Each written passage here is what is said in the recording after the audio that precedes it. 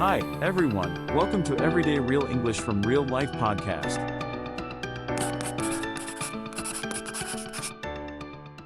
Welcome back to the deep dive. If you've ever felt, a little lost or maybe unsure when dealing with money and banks, especially using English, well, you are definitely not alone. Oh, absolutely.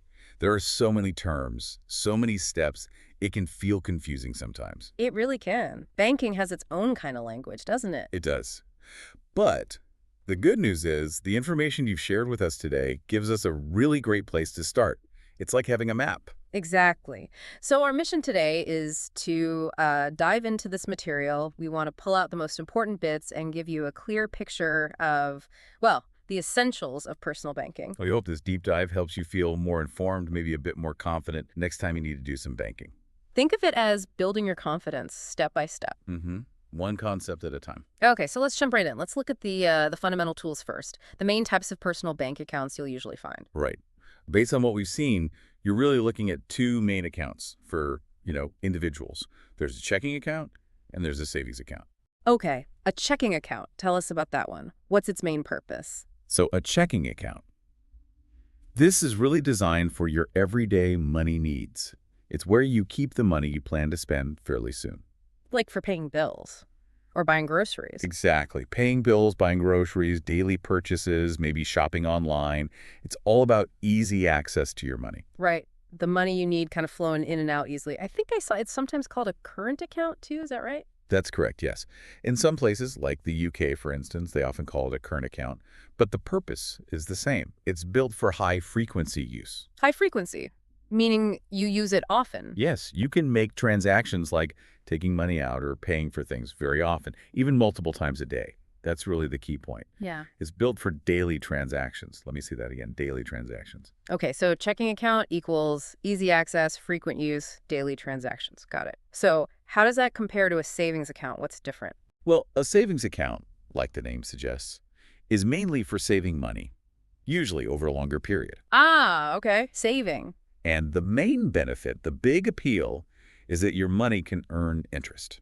Interest. Right. So your money makes a little bit more money just by sitting in the account. Precisely. And because the goal is saving, not constant spending, banks often limit how many times you can take money out each month. Oh, okay. Limits. Yeah, sometimes you might find a limit of, say, just 6 transactions per month from a savings account. It varies, but there's usually some kind of limit. 6 transactions. That's quite different from the checking account where you said you can do daily transactions. Exactly. It highlights the difference in purpose. Checking is for spending, savings is for holding and growing money. So checking for spending, savings for saving and earning interest, they kind of work together then? They often do, yes. Yeah. Many people have both. Knowing which one to use for what really helps you manage your money well. Okay, that makes sense. Now that we know the types, what about if you don't have one yet? How do you actually open a bank account? What's the process? Good question. The sources show a pretty clear process. The bank needs to know who you are and where you live. So you'll need to provide proof of ID. Proof of ID. Okay, that sounds official. What kind of ID? Like a passport? A passport is a common one, yes. Or a driver's license. Something official with your photo and name.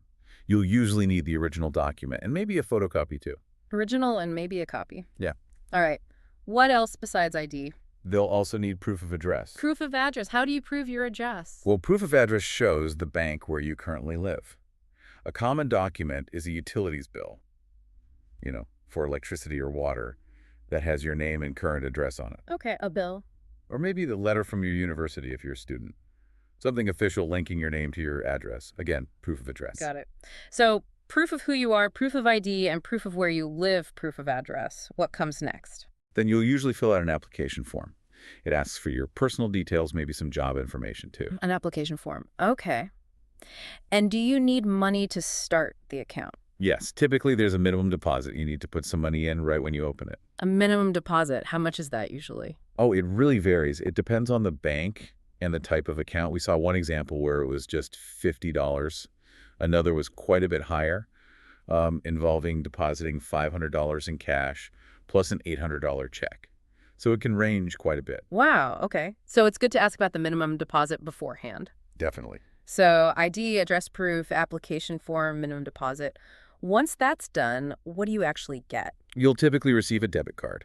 And often a checkbook, too, although checks are used less these days. A debit card and a checkbook, do you get them right away? Sometimes they might give you the checkbook immediately. The debit card, though, often comes in the mail a bit later, maybe a week or two. Okay, wait for the card in the mail. What about a credit card? Does that come automatically? No, usually not. A credit card is different. It's about borrowing money. You generally need to apply for that separately, maybe later on. Right. So opening a basic account usually gets you the debit card and maybe checks. That process seems clearer now. Verify identity, fill form, deposit money, get tools. Exactly. It breaks down into manageable steps. All right, so now you have an account. The next big thing is actually using it, right? Managing your money day to day. We call these transactions. And there are different banking tools you use for them. Let's talk about the most basic ones. Putting money in and taking it out. Right. So depositing. That's when you put money into your account. Let's say that again. Depositing. Putting money in. Okay, depositing. How can you do that? You can deposit cash or you can deposit checks. The traditional way is to go inside the bank and see a bank teller. The person working at the counter. Yes. You give them the cash or check, and they put it in your account. But you can also often use an ATM. The machine outside the bank, ATM. That's the one. Automated teller machine. Many ATMs let you deposit cash and checks directly into the machine. Convenient. Is there anything special you need to do when depositing a check? Yes. Good point. Usually you need to sign the back of the check. We call that endorsing the check. You endorse it by signing. Endorsing the check, signing the back. Got it. Okay, so that's putting money in depositing. What about taking money out? That's called withdrawing. Taking money out of your account. Withdrawing. Okay, withdrawing. How do you do that? Similar options. You can go to a bank teller inside the bank. They might ask for your account number, check your ID, and have you sign a withdrawal slip. Or maybe write a check to cash. Or use the ATM again. Or use the ATM, exactly. That's probably the most common way people withdraw cash now. ATMs seem really important. Can you walk us through using one quickly? Sure. Using an ATM is usually straightforward. First, you insert your debit card. Okay, card in. Then, it will ask you to enter your PIN. That's your personal identification number, your secret code. PIN, secret code. Keep that secret. Then the screen shows you options, usually things like withdraw cash, deposit, check balance, maybe transfer funds. You select what you want. So you choose withdraw cash. Right. Then you usually enter the amount you want, and the machine gives you the cash and a receipt. And many ATMs are available 24 hours a day. Very convenient. Very. Okay, so depositing, withdrawing, using the ATM. What about moving money between accounts, like from checking to savings? Yes, that's called transferring money. Transferring. You can transfer money between your own accounts or sometimes send money to someone else's account too. How do people usually do transfers now? Mostly using the bank's online banking system on a computer, or maybe more commonly now, using the bank's mobile app on their smartphone. It's usually very quick and easy. Online banking and mobile apps. Makes sense. And what about just paying for things, using the money in your account? For that, you'll typically use your debit card. The debit card they send you. Exactly. When you use your debit card for a purchase, say at a store or online, the money comes directly out of your checking account, usually almost immediately. So you're spending money you actually have. Right. You're spending money you already have. That's the key difference from a credit card, where you're borrowing money to pay back later. Okay. Debit card equals your own money. Can you still use checks? You can. You can still use your checkbook to write checks to pay bills or people. Yeah. But it's definitely less common than it used to be. Cards and online payments are more typical now. Gotcha. Were there any other bank services mentioned? Yes, a couple of others came up. One was currency exchange. Currency exchange. It's like changing money for travel. Exactly. If you're going to another country, you might need to exchange your dollars for, say, pounds or euros.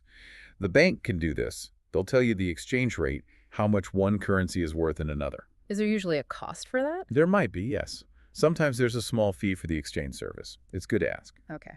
And the other one? Something about overdraft. Yes. Overdraft protection. Overdraft protection. What does that do? It's kind of like a safety net. If you accidentally try to spend or withdraw more money than you actually have in your checking account. Yeah. Well, normally the transaction would just be declined. Right. Payment denied. Embarrassing. It can be. With overdraft protection, the bank might cover the difference, allowing the transaction to go through. Oh, okay. How do they cover it? It could work in different ways. Maybe they automatically transfer money from your linked savings account, or they might give you a very small short-term loan. Yeah. But be aware, there are usually fees involved, if you use overdraft protection. Fees, okay, good to know. Wow, so many ways to interact with your money once it's in the bank. Lots of tools and services. With all this activity, depositing, withdrawing, paying, transferring, how do you keep track of everything, make sure it's all correct? That brings us to something really important. Your monthly bank statement. The bank statement. Okay, tell us about that. Why is it so important? Your bank statement is basically a summary the bank sends you, usually every month. It shows all the activity in your account for that period. And it's crucial, really crucial, to review your bank statement regularly. Review your bank statement. Why? Because this is how you check that everything listed is correct. You look through all the transactions, the money in, the money out, and make sure you recognize them all. It's your main way to spot any errors the bank might have made, or, importantly, any charges you don't recognize. Things that shouldn't be there, like fraud. Exactly. It could be a sign of fraud or just a mistake. Catching these things early is really important. Okay, so it's like checking the bank's work and protecting yourself. What information is actually on the statement? Well, typically you'll see the statement period, the dates it covers, like from the first to the last day of the month. It shows your beginning balance, how much money you started with, and your ending balance, how much you finished with. Beginning and ending balance. Okay, shows the overall picture. Right. Then it lists all the credits. Credits are any money that came into your account during that period. Money in, like deposits. Yes, deposits, maybe transfers you received or interest earned if it's that kind of account. And then it lists all the debits. Debits are all the money that went out of your account. Money out. Withdrawals, card payments. Exactly. Withdrawals, debit card purchases, checks you wrote that cleared, transfers you sent out, any bank fees, all the money going out is a debit. So credits in, debits out. Credits in, debits out. Got it. And the really useful note is the detailed list of every single transaction. For each one, it usually shows the date it happened, the vendor, like the name of the store or person involved, maybe the location, and the exact amount. That sounds very detailed. You can see exactly where your money went. It is. And it's a good idea, actually, to try and track your own activity, too. Maybe keep receipts or make notes in an app or a notebook. So you can compare your notes to the statement? Precisely. You compare your records to the bank statement to make sure everything matches up. It's called reconciling your account. Also, check the statement for any important notices from the bank about changes to your account, terms, or fees. They often include those there. Okay, so reviewing your bank statement carefully every month is really key for staying on top of your money and catching problems. Absolutely. It's a vital tool for managing your finances. It puts you in control.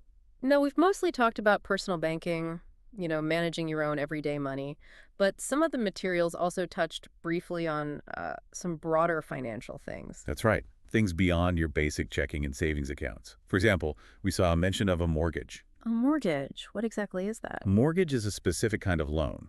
It's usually a very large loan that people get from a bank or a lender specifically to buy a house or other property. So it's a loan just for buying property? Yes. And because it's often a lot of money, you typically pay it back over a very long time, maybe 15 years or even 30 years. And like most loans, you pay interest on the money you borrowed. So a mortgage is a long-term loan with interest, specifically for buying real estate. Okay, a mortgage. Got it. And you also mentioned something about business finances being different. Yes. Businesses have their own ways of tracking money, which are usually more complex than our personal bank statements. The sources mention things called financial statements for businesses. Financial statements? How are they different from my bank statement? Well, your bank statement just shows the ins and outs of one or two accounts. Business financial statements give a much bigger picture of the company's overall financial health. There were three main ones mentioned: the balance sheet, the income statement, and the cash flow statement. Okay, 3 different statements. Can you give us just a quick idea of what each one does? Like, Right. Super simple. Sure, I'll try. The balance sheet.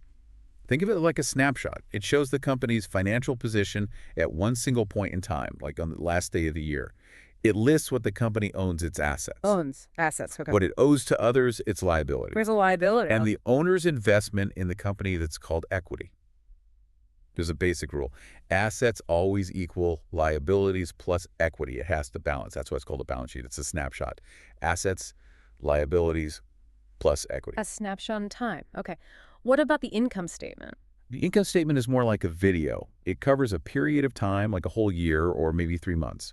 It shows the company's revenues, the money it earned during that period. Revenues. Money earned. And its expenses, the money it spent to earn that revenue. The result shows if the company made a profit or a loss during that time. So income statement, revenue expenses, profit or loss over a period. Okay, like a video showing if they made money over time. And the third one, cash flow statement. Right. The cash flow statement also covers a period of time, like the income statement. But this one specifically tracks the actual cash moving into and out of the business. Just the cash. Why is that different from profit? Well, sometimes a company can look profitable on paper on the income statement, but it might not have enough actual cash coming in to pay its bills right now. So the cash flow statement focuses just on where the cash came from and where it went. It's really important for understanding the company's ability to operate day to day. I see. So balance sheet is a snapshot, income statement is profit over time, cash flow is actual cash movement over time, much more complex than my bank statement. Exactly. It's a different level of financial reporting, used by businesses to understand their overall health. A different perspective. Okay, that's helpful context. Let's bring this all back now to you, the listener, managing your own money. We've really covered the essentials today, haven't we? I think so. We started with the two main account types, checking for spending, savings for saving. Right. Then we walk through how to open an account, needing proof of ID and proof of address, filling the application form, making that minimum deposit. Then we talked about using your account, the main transactions, depositing money, withdrawing it, using the ATM with your PIN. Don't forget transferring money, often online or with an app, and using your debit card for purchases spending money you already have. And crucially, we talked about the importance of checking that monthly bank statement, making sure you review your statement for accuracy, checking those credits and debits. Understanding all these things, these terms, these processes really can make a difference, can it? Absolutely. It helps take the mystery out of banking. Knowing this stuff means you can handle your everyday banking with more confidence. Whether it's opening that first account, using an ATM in a new place, or just understanding where your money is going each month. It really does give you more control over your financial life. So for a final thought today, think about how much banking has changed. We talked about some traditional things like tellers and checkbooks. And contrasted those with modern tools like online banking, mobile apps, ATMs everywhere. How does all this technology change how you interact with your money today, compared to maybe how your parents did? And how might it change even more in the future? Something to think about. It's constantly evolving. Well, thank you for joining us for this deep dive into banking basics. Yes, thank you. We really hope this conversation has made banking in English feel a little less confusing and a lot more manageable for you. Keep practicing. And if you found this helpful, maybe consider following or liking so you don't miss our next deep dive. Until next time, take care. Want to practice these phrases? Download your free PDF guide. Link in the description and pinned comment. Like and subscribe for more English tips.